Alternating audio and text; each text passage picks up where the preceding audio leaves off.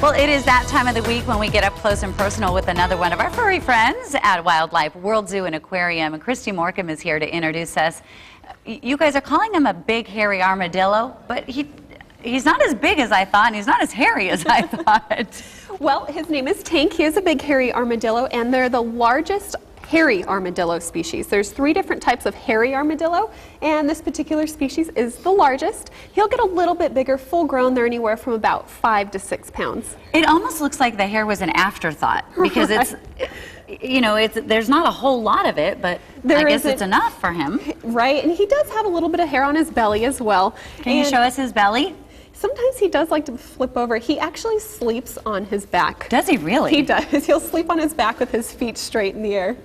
Okay, I've never seen an armadillo this up close and personal before. Okay, so where are these guys from and what do they eat? They're found in South America, and they're an omnivore, so they eat fruits and plants and veggies and stuff like that, but they do need protein in their diet, and their favorite protein is bugs. They're an insectivore. I thought you were going to say the hedgehog. No, and this hedgehog actually eats bugs too. This is Haley. She's an African pygmy hedgehog, and there's a lot of similarities between these 2 animals. These hedgehogs eat plenty of bugs. That's mainly what they eat. They're both going to use their nose to find their food. They both have really pronounced long noses, and they smell around till they find something they want to eat, and they can even use their nose like a shovel. They can dig food up with their nose. Now, as I look over it, this is Tank, right? Correct. Is it hard?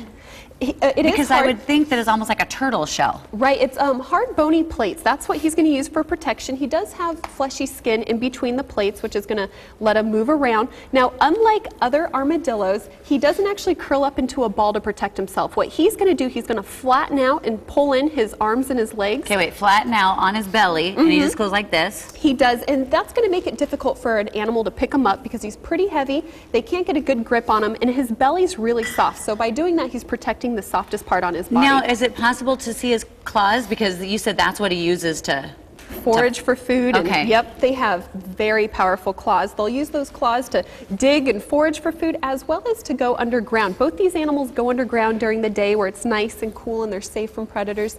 And they like to come out in the evenings and at night to do all that foraging when it's safer. Don't we hear about armadillos in Texas? We do have armadillos in Texas. Now, it's a different species of armadillo. Okay. That is in Texas, a little bit larger.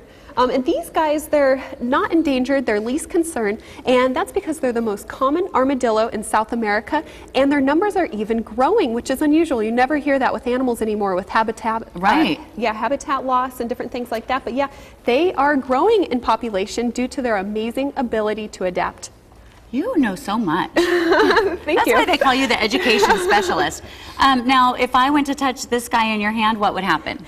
Well, she's very sharp. These spikes that she has are actually modified hairs, and what she's going to do to protect herself She's so cute. Is curl into a little ball. Now, Haley isn't scared right now, so she just isn't going to stay in that ball. But if they were scared, they'll curl tightly into that ball. They don't get poked when they do that because the fur on their belly is really soft, so it protects their little face. Now, if I touch her nose?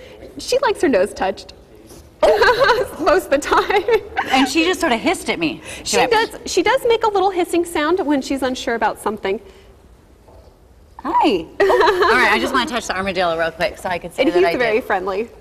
Wow. Oh, wow. He loves to be touched. He loves the top of his head scratched. Oh, so cute. I've never. Oh, he's smelling me. Oh, look at him. Yes. Okay. You guys, I can't stress enough that everyone needs to go out to the Wildlife World Zoo and Aquarium. We had some friends in town, and they went out, and they just had the best time. They are at the corner of Loop 303 and Northern in Litchfield Park, and you can give them a call at their number at 623-935-WILD, which is 9453, or go to wildlifeworld.com. Thank you guys so much. Thank you for having us.